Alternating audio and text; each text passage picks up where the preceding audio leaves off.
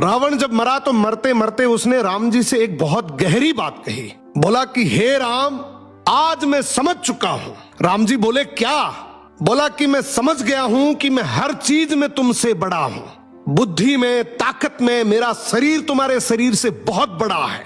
मेरे पास 10 सर भी है। मेरा परिवार, मेरा कुटुंब तुम्हारे कुटुंब परिवार से भी बड़ा है। हे राम, मेरे पास सोने की लंका भी है, मगर फिर भी मैं तुमसे युद्ध में हार गया। राम जी मुस्कुराकर बोले क्या तुम्हें पता है तुम मुझसे युद्ध में क्यों हारे? तब रावण बोला कि हे प्रभु, मैं युद्ध में इसलिए हारा क्योंकि मेरा भाई विभीषण मेरे साथ युद्ध में नहीं था, लेकिन तुम्हारा भाई लक्ष्मण